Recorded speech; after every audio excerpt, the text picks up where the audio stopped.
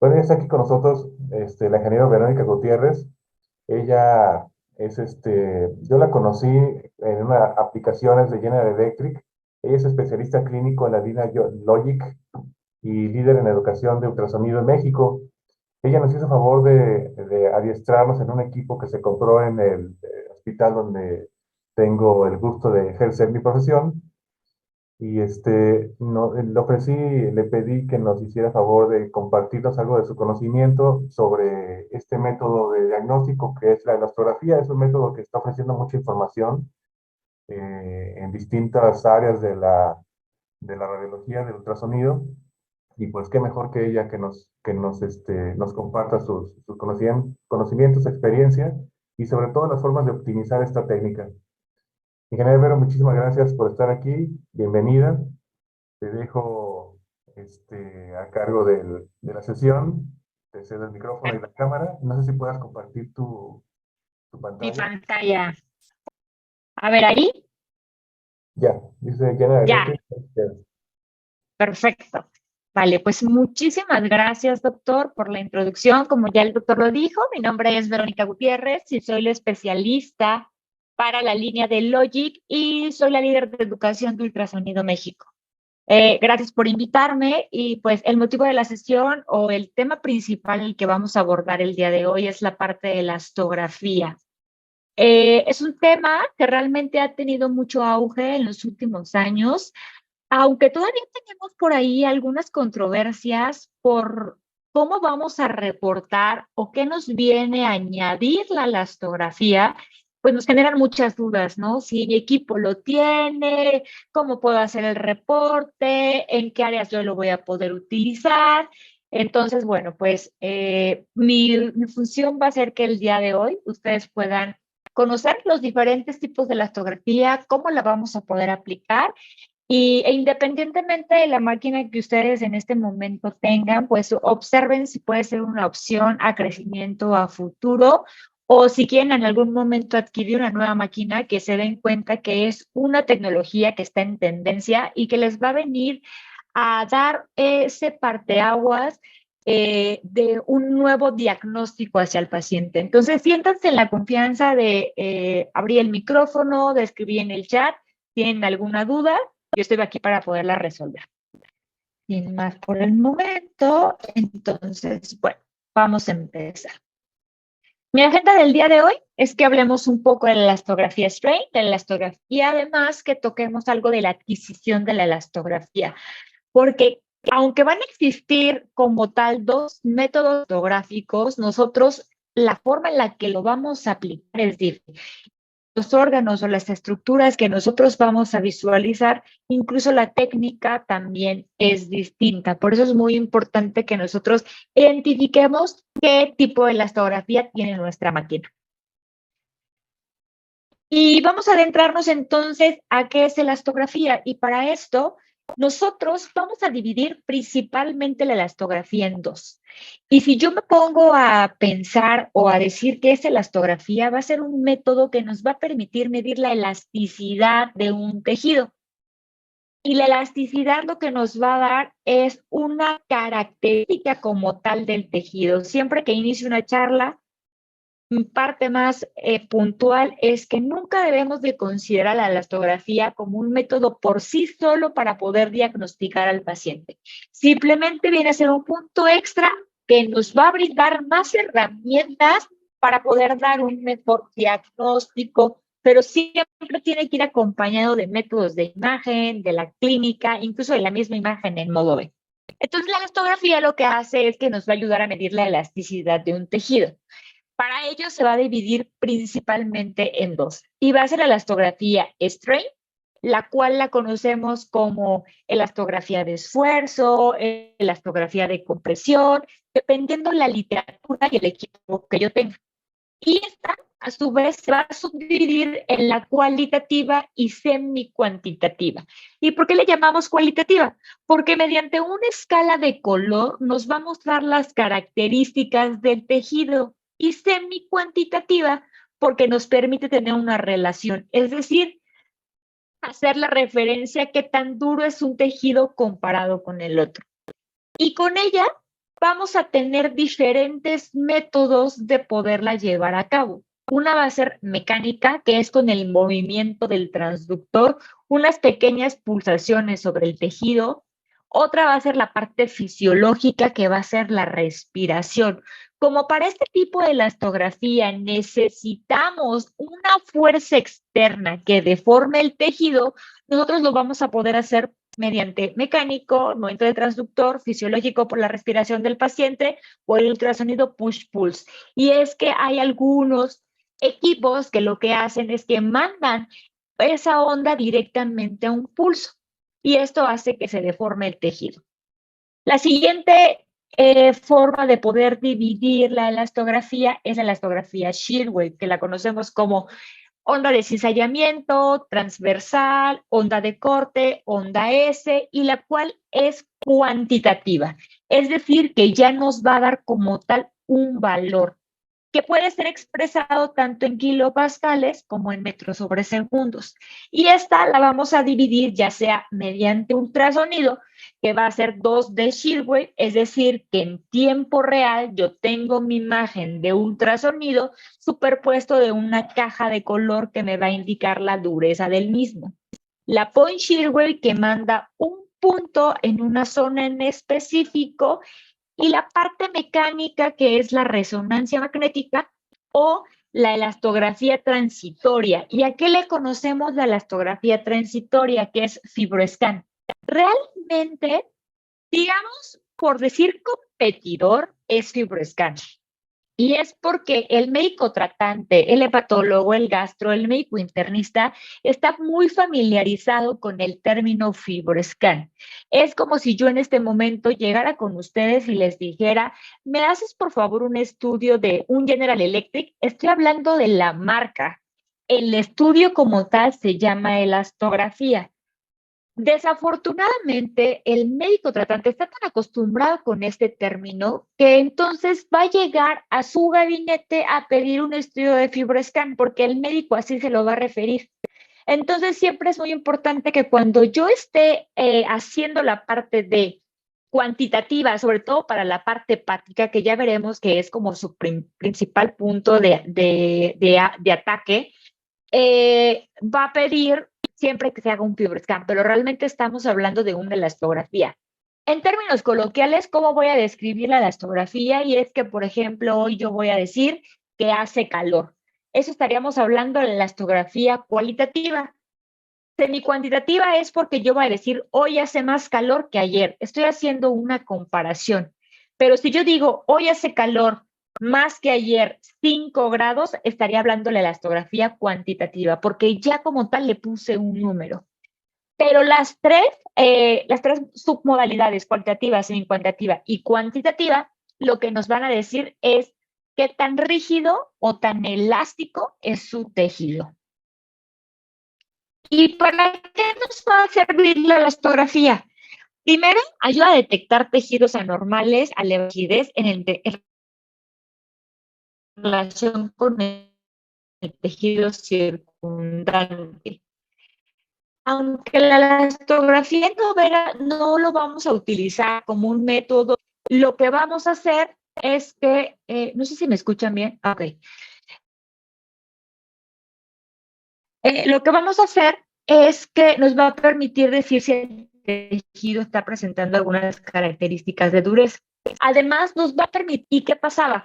¿Qué sucede cuando tenemos con una lesión de mama? Le decimos nosotros, por ejemplo, es un BIRAT3 que hacíamos, esperábamos 6 meses a que la paciente veamos si tenía algún cambio. Ahora ya la coloqué en un BIRAT3 y además observo que la lesión tiene características de dureza, entonces ya no me espero. Identificar la extensión de una lesión. ¿Qué sucede? Cuando yo aplico la imagen de ultrasonido convencional, puedo ver cómo son sus bordes, no sé si son regulares, si son espiculados, pero quizás el tejido circundante ya se está viendo afectado. ¿Y esto cómo lo voy a poder determinar? Porque la elastografía permite delimitar con mayor exactitud este contorno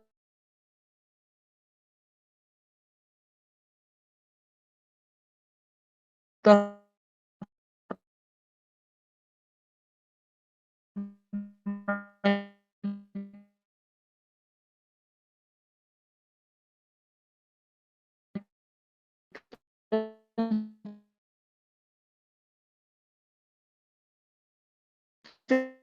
También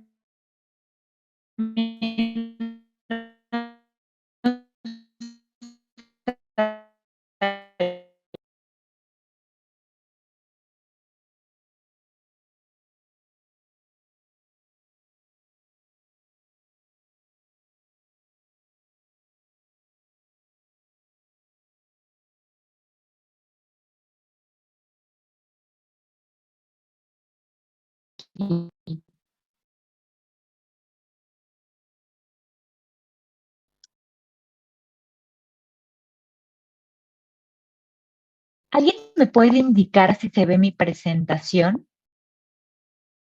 Sí, ya se ve otra vez. Ya se ve, perfecto. ¿No? Perdón, se me cayó el internet, es que está un poquito inestable. Está lloviendo aquí en Ciudad de México, entonces se está yendo un poco el internet. Perdónenme. Bueno, como ya lo había mencionado previamente, la elastografía entonces la vamos a dividir principalmente en dos. Elastografía strain, que necesitamos alguna pequeña compresión para poder deformar, perdón, el tejido. Lo utilizamos principalmente para la parte oncológica. Y la elastografía Shearway, a diferencia de la elastografía strain, es que el mismo equipo manda una onda que lo que hace es que va a medir la dureza. ¿Y por qué se expresa tanto en kilopascales como en metros sobre segundos? En kilopascales porque estamos hablando del módulo de Young y metros sobre segundo es cómo regresa o con qué rapidez va a regresar esa onda al momento de ser chocada con alguno de los tejidos. ¿Cuál es más, menos operador dependiente? La elastografía Shearway, por tanto la utilizan más. Desafortunadamente, la elastografía Shearway se encuentra en la mayoría de las marcas, en G no, pero en otras marcas solamente se encuentra en el tope de línea. G la tiene a partir del Logic P7. Entonces, es nuestro equipo, digamos, de entrada dentro de las plataformas de gama alta. Entonces, esto se vuelve un poco complicado porque no todos tienen acceso a la elastografía Shearway, por tanto, pues nos vamos siempre con la elastografía Straight. Como había mencionado, esta necesita una deformación y una puede ser el movimiento del transductor. Entonces, un doctor puede hacer los movimientos de una forma, yo los puedo hacer de otra y por tanto los valores podrían cambiar. ¿Y cómo lo vamos a ver cuando lo aplicamos en un tejido? Y es que al momento de estar haciendo la compresión, este se va a deformar y es lo que vamos a medir nosotros, qué tan elástico es un tejido. Se dice que las lesiones malignas pierden sus propiedades de elasticidad, aunque no siempre va a ser así. Por ejemplo, lo vemos con un fibroadenoma, estamos hablando de una lesión dura, pero no necesariamente tiene que ser maligna. Por tanto, lo repito, la elastografía no puede ser un método conclusivo, simplemente es algo, una nueva tecnología que nos va a permitir caracterizar la lesión, pero como tal no puedo decir si es benigna o maligna. Como ya lo había mencionado, pues las las células cancerígenas se acomodan de tal forma que lo que hace es que permite que la lesión no se deforme al momento de hacer una compresión.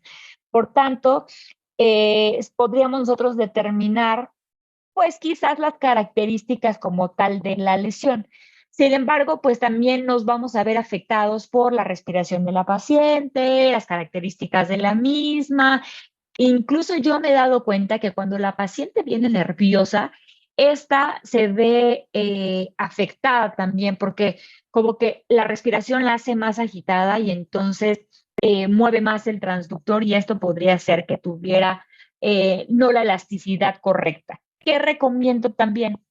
La elastografía debe de tomarse 3 a 5 segundos como máximo. Si yo estoy haciendo constantemente la elastografía en la misma zona, voy a tener diferentes valores porque estoy alterando el tejido, es decir, lo estoy excitando de tal forma que pierde sus características de compresión. Por tanto, solamente son unos segundos que me van a permitir analizar los cuadros de deformación. Y principalmente es en mama, tiroides, Voy a apagar mi cámara porque creo que esto es lo que me está afectando a la conexión. Listo. Mama, tiroides, próstata, músculo esquelético y partes blandas. Es la principal área en la que yo lo voy a utilizar. Muchos médicos a veces me han preguntado, oye, Vero, yo solamente tengo la elastografía Strain, ¿la puedo utilizar en hígado? No, no se puede utilizar en hígado, porque ahí, por la profundidad a la que se encuentra este órgano, no va a llegar esa deformación. Y además, como lo hacemos de manera intercostal en los segmentos 5, 7 y 8, el transductor no llega. Por tanto, no la podríamos utilizar. Son las únicas áreas que nosotros podemos utilizar la elastografía Strain.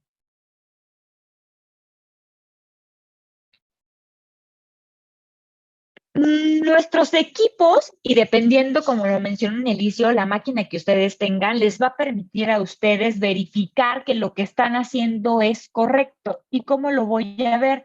Es que nosotros tenemos unas barras de color que nos van a indicar que el movimiento que estoy haciendo es correcto y constante. Y entonces yo visualizo una barra de color que me indica que el movimiento es correcto y una gráfica en el tiempo que me dice cuántos segundos mi movimiento fue el indicado. Entonces, nosotros tenemos dos parámetros que nos permiten a nosotros identificar que lo que estoy haciendo es adecuado. Y vamos a adentrarnos un poco a la elastografía Strain aplicada en mama. Como lo aplicamos en mama, lo aplicamos en las diferentes regiones, pero me enfoco más en mama porque es a veces donde más dudas podrían existir. Como ya lo mencioné, tiene que ir acompañado de la clínica, de la propia imagen en modo B, de Doppler color, de la biopsia, de la mastografía. Entonces, diferentes estudios nos van a poder ayudar a nosotros a determinar la característica de la lesión y decir si es benigna o maligna. No solamente la elastografía. ¿Y qué siempre digo? Todo lo que nosotros hagamos parte de una buena imagen en modo B. Si mi imagen en modo B no es la correcta, entonces yo todo lo que haga tampoco va a ser correcto. ¿Y qué necesito primero para hacer una buena elastografía? Hablando de mama. Primero, que el transductor sea compatible con el elasto. La segunda, que seleccionemos el transductor con mayor frecuencia. Una vez que yo lo seleccioné, pues voy a tener diferentes parámetros que me van a poder ayudar a optimizar la imagen. Por ejemplo, jugar con el grano de la misma, jugar con los mapas de grises, jugar con los rangos dinámicos, es decir, cuando lo tengo muy alto hago una imagen más grisácea, mientras que si lo disminuyo hago una imagen más contrastada, jugar con la posición del foco. Y recuerden aquí, entre más números de focos yo tenga, la imagen se va a ver más lenta, afectando la resolución temporal. Por tanto, siempre se recomienda tener de 1 a 2 focos como máximo. Y donde se coloca el foco siempre va a estar a la altura del área en la que yo voy a explorar. Si yo no optimizo mi imagen en modo B, todo lo que haga no va a funcionar. ¿Qué recomiendo también? Que siempre solamente en la pantalla de ultrasonido visualicemos el área que a mí me interesa. Si, por ejemplo, voy a explorar la mama, pues de a mí de nada me sirve ver otras estructuras que no son de interés para el estudio. ¿Qué características debe tener el paciente? Posición de cúbito supino, ambos brazos posicionados en la nuca de la paciente y mantener una respiración relajada. Como ya lo había mencionado, he notado en estos años de experiencia que cuando la paciente está agitada o presionada, la elastografía va a cambiar. Colocación del transductor, y es que basta con que nosotros lo coloquemos en el área en la que yo voy a explorar y cuando yo la presiono, ¿qué va a suceder? Va a aparecer en la pantalla una escala de color superpuesta a la imagen en modo B. Y esto que estoy señalando es la clave para que yo pueda determinar si lo que estoy haciendo está bien. ¿Y qué se refiere con esto? Que es importante que nosotros visualicemos el equipo en el que yo esté trabajando y lo rojo es suave y lo azul es dureza. Como tal, no existe una regla que me diga cómo debe de estar la escala de color. Sin embargo, la mayoría de las publicaciones, lo azul lo marcan como dureza. ¿Qué sucede? A mí me gusta configurarlo a la inversa porque siento que cuando veo algo rojo me indica como alerta, pero es algo muy visual para mí. Por eso es muy importante que nosotros siempre sepamos cómo está configurado nuestro equipo. Además, todas las máquinas o la mayoría van a tener una barra de estabilidad que nos dice que siempre debe estar de color verde para que me avise a mí que los movimientos que yo hice fueron correctos. Primero, hay que identificar siempre la lesión y hay que procurar centrarla en la imagen o en la pantalla para poder iniciar lo que es el procedimiento. Una vez que nosotros activamos la elasto, nos va a permitir visualizar tanto la imagen en modo B como la imagen en modo B superpuesta por la elastografía. ¿Y por qué es muy importante tener las dos imágenes? Porque a veces no estamos acostumbrados a ver una imagen en totalidad de color. Sí lo tenemos acostumbrado cuando activamos color, pero no se pinta todo, sino algunas estructuras, los vasos son los que se pintan, entonces nos sigue manteniendo pues nuestra imagen en modo B intacta. Pero aquí podemos perder un poco dónde estoy centrando el transductor y perder lo que es la calidad de la imagen. ¿Qué voy a tener también? Es importante abrir y cerrar la caja de la elastografía. ¿Y por qué es importante? Porque solamente tenemos que abarcar el área en la que yo quiero visualizar. ¿Y cuál es mi recomendación? Primero, si la lesión es muy grande, hay que descentralizarla porque siempre debe existir tejido adyacente o tejido circundante que me va a permitir a mí poder compararlo con el tejido que va a estar alrededor. Si yo hiciera como esto, que solamente estoy abarcando la lesión, yo no podría saber cómo se está comportando, ¿no? Por lo tanto, aquí lo estaría haciendo mal. Cuando yo abro la caja, podría yo determinar esta comparación y ver que la diferencia de dureza con respecto al tejido. Siempre visualizar cómo es nuestra barra de color, nuestra barra de movimiento y además nuestra barra de continuidad que nos va a indicar que lo que yo estoy haciendo es correcto. Ver cómo se comporta el tejido. En este caso, me está indicando que el azul es un nódulo duro, el rojo quiere decir que es más compresible, es decir, que es más suave, y el verde que tiene una elasticidad promedio. La mayoría de los tejidos se van a comportar con una elasticidad promedio. Es importante aquí hacer pequeños movimientos de arriba abajo y como lo visualizamos en el video, vean cómo se empieza a deformar el tejido. Como lo comenté, tiene que ser algunos segundos, de 3 a 5. Una vez que yo hice la adquisición, congelo mi imagen y entonces nuestros equipos nos van a permitir hacer una comparación, es decir, comparar el tejido con respecto al otro. Hasta aquí solamente estamos viendo la imagen cualitativa. Mediante una escala de color nos dice las características que tiene esa lesión. Aquí les muestro otro ejemplo de cómo se puede visualizar la escala de color. Vean aquí también cómo al hacer pequeños movimientos la elasticidad va cambiando. Y llegamos a este punto.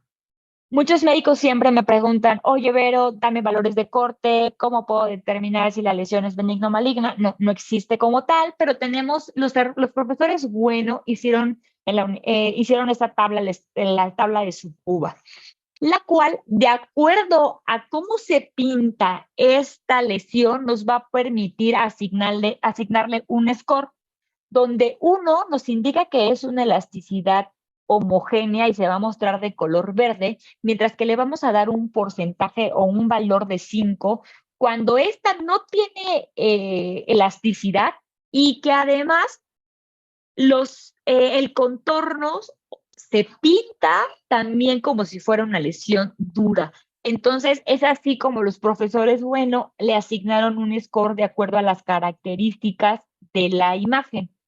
¿Qué recomiendo yo? De acuerdo ustedes a la publicación que seleccionen por su práctica diaria, es la que deben de reportar.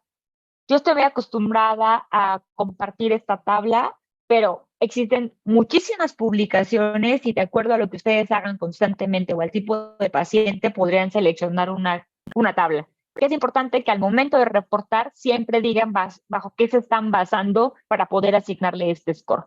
¿Y qué pasa cuando tenemos algún quiste? Cuando hablamos de quistes simples, no complejos. Y es que se va a pintar vamos a tener un efecto bandera o de 3 capas, la cual es característico de los. Una vez que ya hice la elastografía, que ya tengo la imagen, la escala cualitativa, entonces nuestras máquinas tienen algo que se llama elasticidad de relación. Y lo que hace es que mediante gráficas me va a poder permitir visualizar qué tan duro es un tejido comparado con el otro. Siempre el primer ROI se va a colocar en el tejido sano y a la misma altura hay que colocar el siguiente ROI que es comparativo. ¿Por qué no lo puedo colocar a diferentes profundidades? Porque no es el mismo esfuerzo o la misma compresión que yo voy a hacer en un tejido más superficial a un tejido más profundo. De hecho, la elastografía, cuando la paciente tiene implantes o la lesión es muy profunda, no se recomienda utilizarla porque nos va a dar diferentes artefactos. Entonces, la elastografía no está indicada para lesiones profundas ni para pacientes que tengan implantes. Si la paciente no tiene implantes o la lesión está en características adecuadas a una buena profundidad, que son máximo de 3 a 5, hablando de la elastografía strain, siempre hay que colocarlo a la misma altura, recordando que el primer ROI siempre se coloca en el tejido sano y después en la lesión. Nuestros equipos permiten agregar hasta 8 ROIs, uno de referencia, 7 comparativos.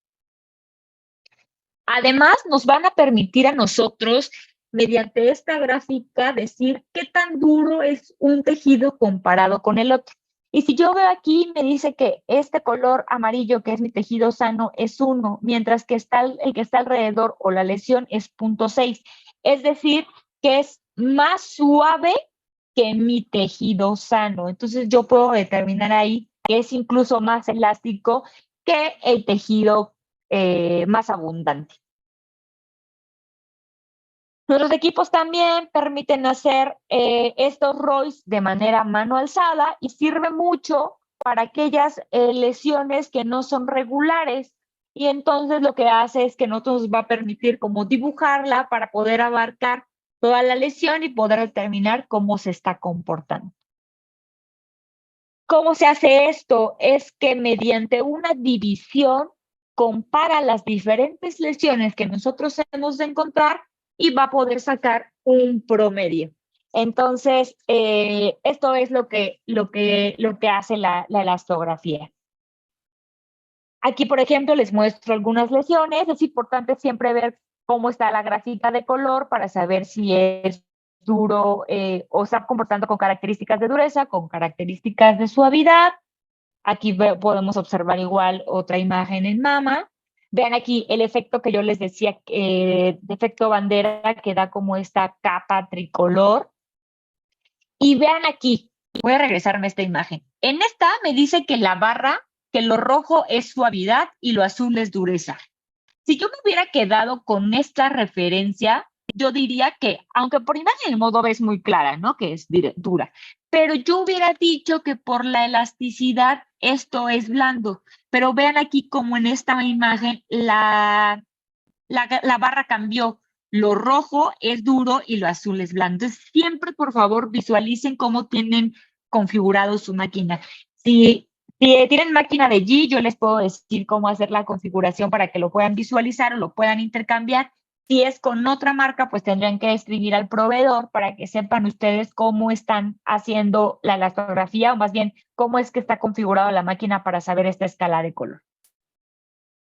Y, por ejemplo, aquí una publicación de BAR nos da también que todo lo que sea menor a 1 con respecto a la relación va a ser benigno y todo lo que sea mayor a 1 va a ser maligno. Tuvo una sensibilidad del 99% y una especificidad del 87%. Por eso les digo que es muy importante que ustedes decidan la publicación con la que van a empezar a dar sus reportes. Hasta aquí, no sé si tengan alguna duda sobre la elastografía strain.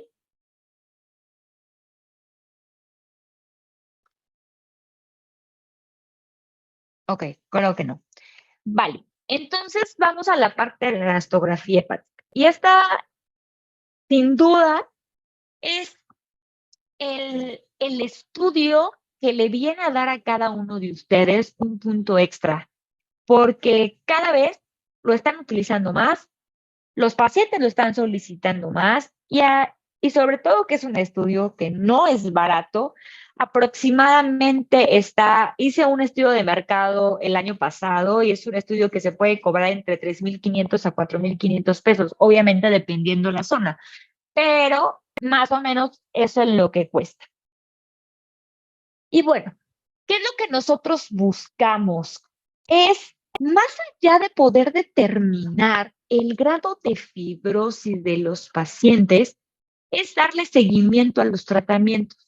Desafortunadamente, cuando el paciente ya llega con una cirrosis, es porque este nunca dio continuidad, no tuvo el suficiente dinero para poder saber cómo iba progresando la misma, porque quizás sí se la detectaron en alguna etapa, pero no tenía para estarse haciendo biopsias constantemente, era costoso, tenía riesgo, tiene una lista de espera quizás para las instituciones públicas. Entonces, lo que buscamos ahora es que tengamos pues un método que me va a permitir a mí darle seguimiento a las diferentes enfermedades hepáticas.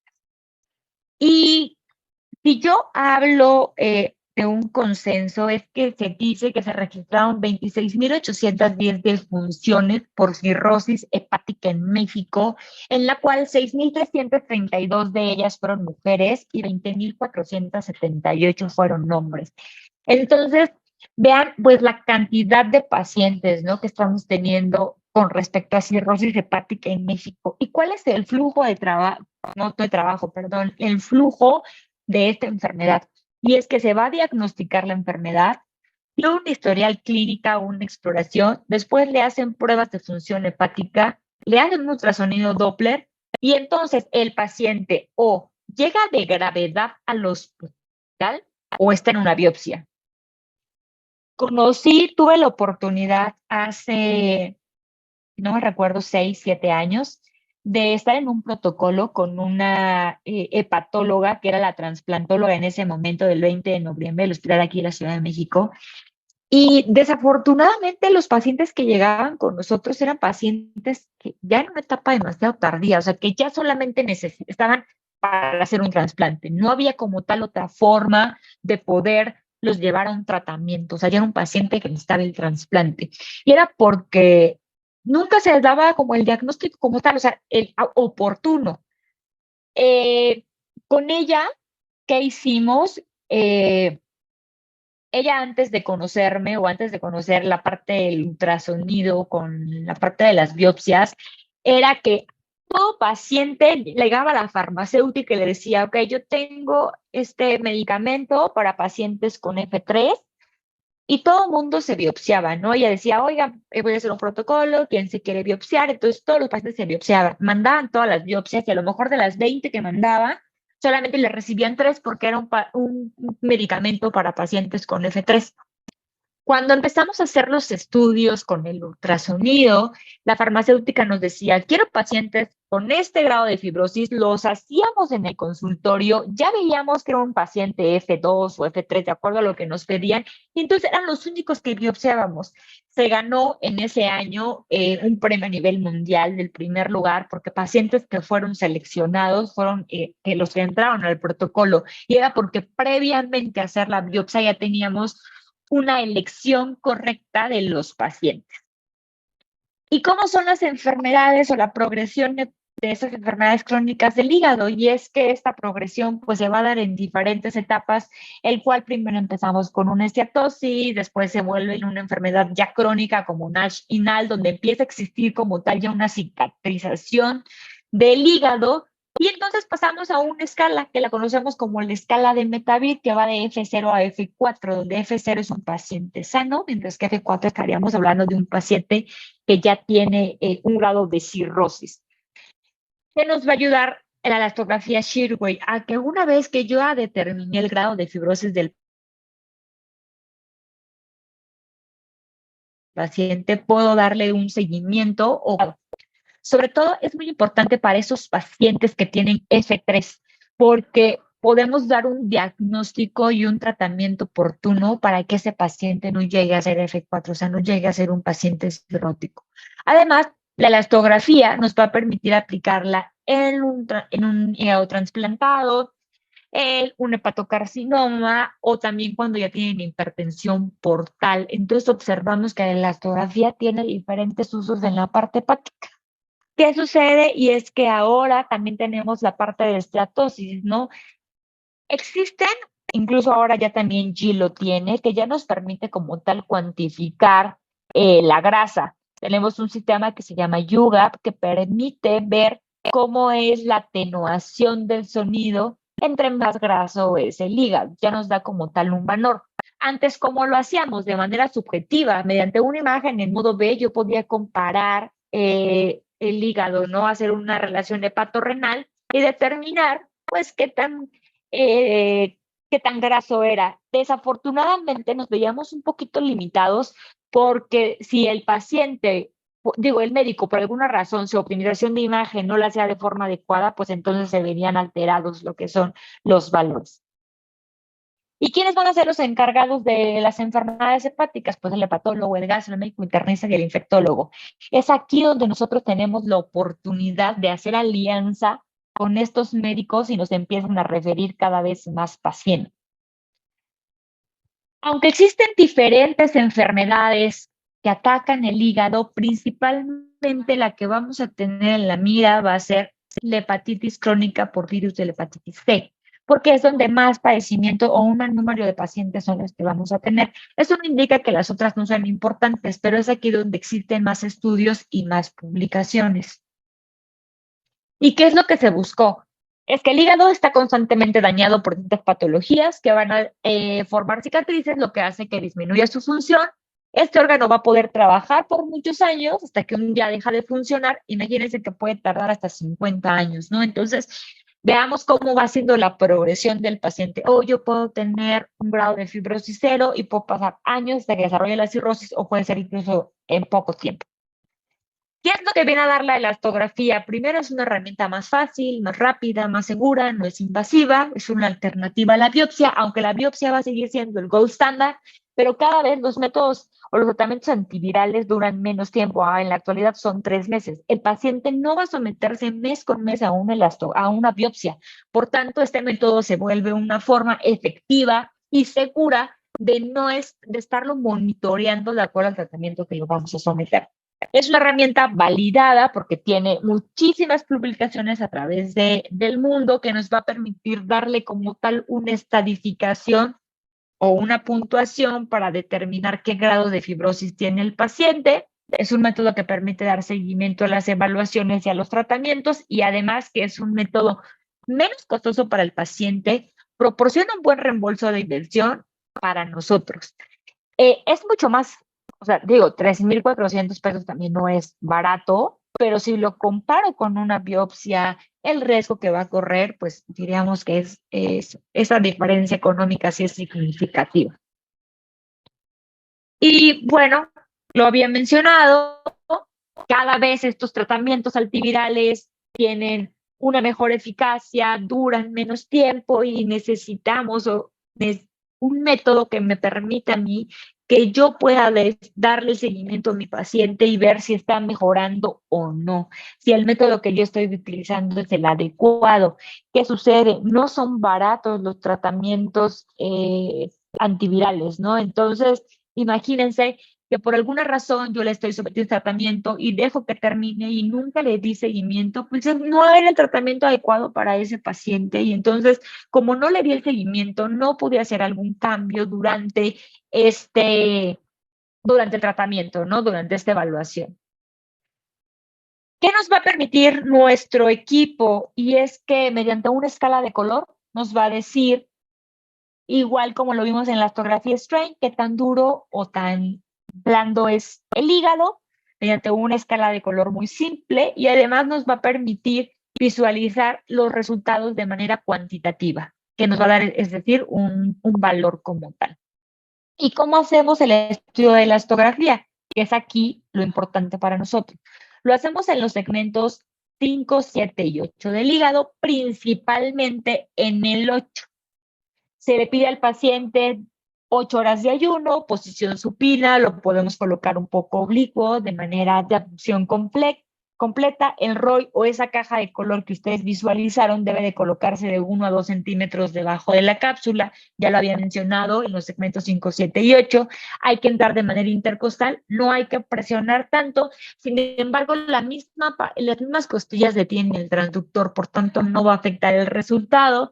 Hay que evitar artefactos de movimiento, es decir, que le decimos al paciente que no inhale ni exhale, simplemente que detenga la respiración. Además, evitar vasos grandes. Entonces, esta caja de color yo la debo de colocar 1 centímetro a 2 y no cerca de ningún vaso sanguíneo en los segmentos 5, 7 y 8, principalmente en el 8. Nuestro equipo da los resultados tanto en metros sobre segundos como en kilopascales, pero la mayoría de los médicos reporta en kilopascales. Y esto no quiere decir que si yo lo entrego en metros sobre segundos o kilopascales, estoy dando un resultado diferente, no, simplemente la unidad de medida es distinta. Es como si yo dijera centímetros cúbicos o metros cúbicos. O sea, al final del día el resultado es el mismo, solamente la unidad es diferente. ¿Y qué características debe tener? Vean aquí en esta imagen cómo tengo yo un vaso y la escala de color no se está pintando de manera adecuada, mientras que me voy en esta imagen, veo una zona libre de vasos grandes, la imagen es homogénea y entonces quiere decir que la muestra es correcta. Vean aquí cómo se salió de la cápsula y entonces observamos que tenemos un pequeño artefacto, el cual nos indicaría que lo que yo estoy haciendo no es adecuado. Y vean cómo aquí una vez que yo lo coloco a 1 centímetro o 2 debajo de la cápsula, pues la imagen o el color se vuelve más homogéneo. Y es aquí como un flujo de trabajo que siempre pongo, y es que una vez que yo inicio la elastografía y la congelo, si da buena imagen, es decir, que se pinta la escala de color de manera correcta, continúo y hago las medidas. Si esta por alguna razón no se pinta, entonces descongelo y vuelvo a iniciar. La elastografía tiene como un máximo de 10 centímetros de profundidad, pero realmente entre 5 y 7 es donde se empieza a pintar de manera adecuada. La mayoría de los pacientes que llegan con nosotros son pacientes con obesidad, entonces, ¿qué hago? Los pongo de lado y presiono un poco o trato de meterme en el panículo adiposo de tal forma que pueda tener una buena imagen. ¿Qué también recomiendo? La mayoría de los pacientes que van a llegar con ustedes van a llegar haciéndose un abdomen completo, un estudio Doppler, y como la elastografía sí pide al paciente que mantenga la respiración, entonces empiezo a hacer la elastografía y después continúo con el resto de los estudios. Porque si no, lo voy a agarrar cansado y por tanto ya no va a aguantar de forma adecuada para el estudio. Se debe de tomar, o nuestro equipo tiene hasta 12 medidas. ¿Y por qué hasta 12? Porque el pionero de la elastografía hepática es FibroScan. Y como FibroScan no muestra como tal una imagen, tiene que tomar 12 medidas para al final promediar 10, elimina la menor y la mayor. Pero nuestra tecnología dice que con 5 medidas es suficiente, aunque el médico referente está acostumbrado a recibir las 10 mediciones. Entonces, aquí es que ustedes se pongan de acuerdo y hagan un consenso con el lugar en el que estén ustedes trabajando para poder entregar los reportes. Además, vamos a tener diferentes valores que nos van a indicar que lo que estoy haciendo es correcto y cómo lo voy a visualizar. Tengo una mediana, un IQR y un IQR entre mediana. La mediana es el valor de corte, el que va a determinar qué grado de fibrosis tiene el paciente. El IQR, entre más tienda a ser 0, nos indica que hubo menos variabilidad en cada una de las muestras. Y el IQR entre mediana tiene que ser siempre menor al 30%, que nos indica que lo que estoy haciendo es correcto.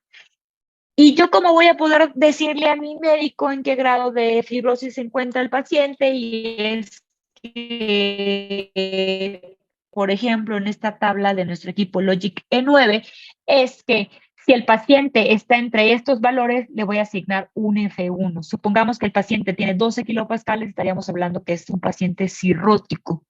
Esta es la tabla que cada uno de los equipos tiene y que es muy importante que nosotros en el reporte que vayamos a incluir tengamos la tabla primero del equipo que estoy utilizando y del tipo de elastografía que yo tengo. que en el 2020 la SRU hizo un consenso para poder dar una actualización de la elastografía, porque ¿qué decían los médicos? Oye, no puede ser posible que yo tengo este equipo y mi médico me dice que está mal, porque yo, por ejemplo, trabajaba con un gym, mandaba mi resultado, el médico tratante tenía una tabla de Philips, entonces me decía, oye, Verónica, me estás reportando que el paciente tiene F3 y mi tabla me dice que es F1. Entonces, para evitar esto, la SRU hizo un consenso y entonces reunieron a todas las casas comerciales, hicieron pruebas en Phantom y determinaron para sí esta tabla, la cual pues ya de manera general les dice a ustedes o más homogénea cómo poder determinar qué grado de fibrosis tiene. Yo lo dejo a criterio de ustedes y yo siempre comparto tanto la del consenso como la que tienen nuestras máquinas para que ustedes puedan determinar que es mucho mejor para ustedes poder dar como resultado.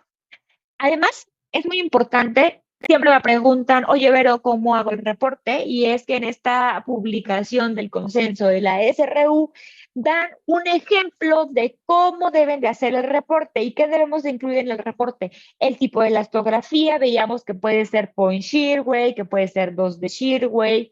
Entonces es importante colocar qué tipo de elasto estoy utilizando, cuántas medidas voy a hacer, el modelo del equipo, el transductor, la posición del paciente, qué segmento yo hice, el valor de Metavir y también el IQR para que yo pueda determinar o el médico diga, esto que me están reportando es correcto. Y no tengan miedo en utilizar estos términos de IQR, mediana, Metavir. El médico que les mande a pacientes para hacerles elastografía está muy familiarizado con estos términos. Ya para finalizar, ¿qué puedo hablar de las nuevas oportunidades? Es que es un diagnóstico más certero, los pacientes cada vez ya lo empiezan a solicitar más, nos da un diagnóstico más complejo, es una tecnología de vanguardia y además, pues no quedamos fuera del círculo radiológico porque cada vez más equipos lo tienen, ¿no? En nuestro caso, pues lo mencionaba, los equipos más básicos de P7, P9, ya tiene la elastografía Shirway para la parte hepática, entonces se vuelve un plus para su consulta. Como conclusión, la elastografía es un método complementado para el diagnóstico, es fácil de poder utilizar y es altamente reproducible, aunque lo pudimos observar que en la elastografía strain pues va a depender mucho del operador, es más operador dependiente que la elastografía Shirway. Cuando tenemos lesiones demasiado grandes o demasiado profundas, los electrogramas no van a ser de buena calidad, por eso no se recomienda poderlo hacer y no se debe de considerar como un método por sí solo para detectar cáncer. Y bueno, por mi parte sería todo. No sé si tengan alguna duda, algún comentario, los escucho.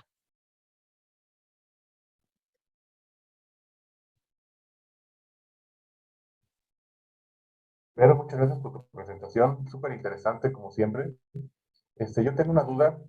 Dígame, doctor. En el equipo Logic E10,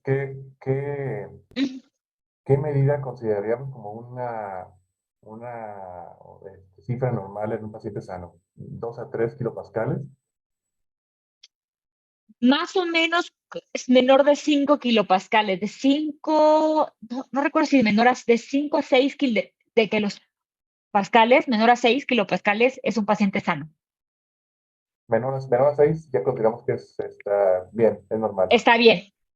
Está bien. Afortunadamente el equipo que ustedes tienen ya tienen la parte de esteatosis, entonces le va a permitir a ustedes determinar tanto la cuantificación de la grasa como Ujú. visualizar si ya tiene un daño hepático. Exacto, sí, es una gran ventaja que sea objetiva la medida, un poco menos subjetiva, como dices tú, hace calor, pero no decimos cuánto, ¿no? Cuantificada. Sí, correcto. No decimos cuánto. Aquí la doctora Gabriela Hernández me pregunta, ¿en qué tamaño es adecuado hacer el ROI? El ROI nos referimos al círculo y ese círculo aproximadamente, pero visual, debe de ser como a 10 milímetros. Yo qué les recomiendo que siempre se encuentre o lo coloquemos donde la caja fue lo más homogénea posible. Si su caja está muy pixeleada, no hay que colocar el ROI y lo mejor es repetir de nuevo el estudio, si el color no fue homogéneo. Entonces, aproximadamente son 10 milímetros, pero es como más visual. ¿Dónde hay que colocarlo? Donde el color haya sido más homogéneo.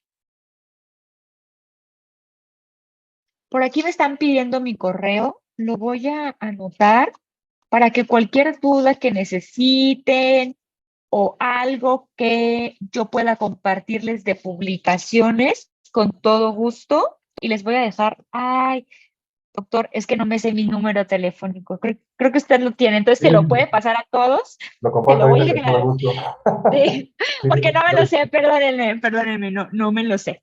Entonces, no sé si tengan otra duda.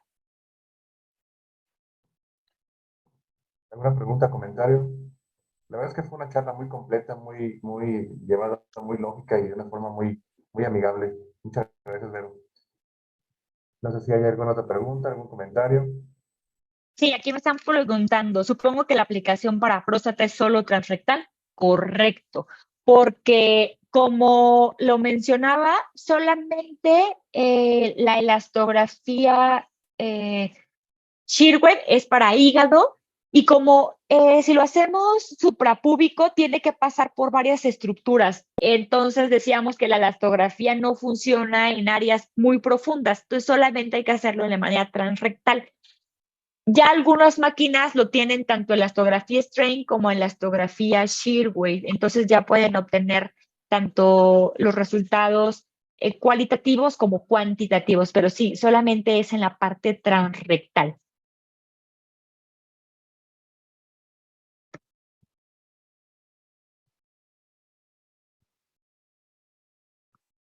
No sé si tengan otra duda.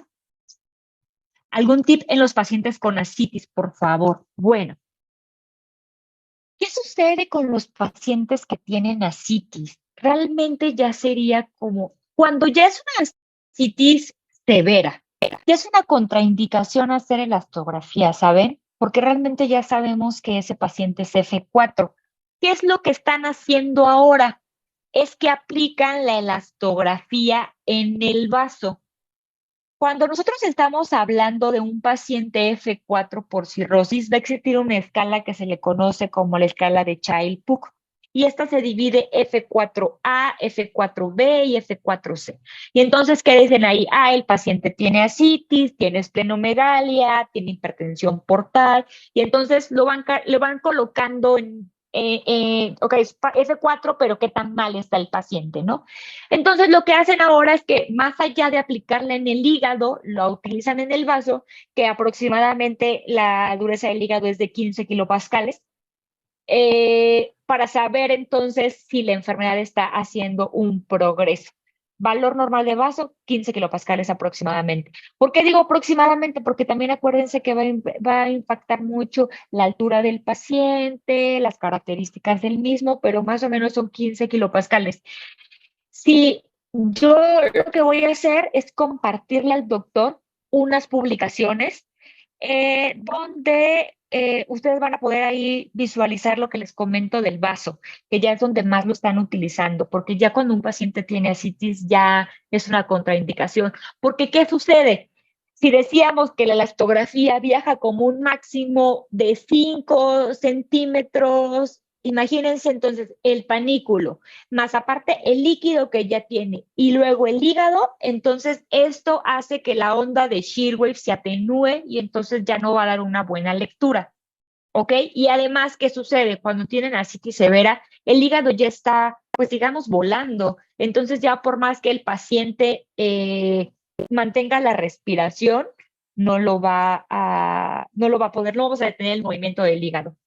En las embarazadas hay variación en la elastografía de acuerdo a su experiencia. Sería decir una mentira, nunca he aplicado la elastografía en alguna embarazada. Es más, no tengo alguna publicación para poder determinar si existe alguna variación. Me la llevo de tarea. Cuando tenga la respuesta, se la dejo saber al doctor para que la pueda compartir con ustedes, pero nunca he hecho un estudio de elastografía con una embarazada. Ni siquiera en práctica ni a prueba, no, nunca lo he hecho. Sí, qué buena pregunta de la doctora Alicia Pérez. No había pensado que podría haber variaciones en esa lectura, ¿verdad? Sí, no, yo tampoco lo había pensado, la verdad. Y nunca lo he hecho, o sea, nunca me ha llegado una paciente embarazada para hacerle alguna prueba. Exacto. Creo que ya Puede no hay ser, más dudas, doctor. puede ser motivo de un protocolo de estudio. Pues puede ser un motivo, doctor, puede ser un motivo. Exacto. Pues si no hay alguna otra pregunta, comentario, agradecemos muchísimo tu intervención, Vero, una charla súper interesante, muy completa. Ojalá que en el futuro podamos Gracias, doctor, compartir por la otra vez invitación. este escenario. Pues estamos nosotros a tus órdenes también. Muchas gracias, que tengan muy bonita noche y excelente fin de semana. Cualquier cosa, ya dejé ahí mi correo y el doctor les va a pasar mi número telefónico para que podamos seguir en contacto. Muchas gracias, Vero, que esté muy bien. Pase buenas noches. Hasta luego, bye bye.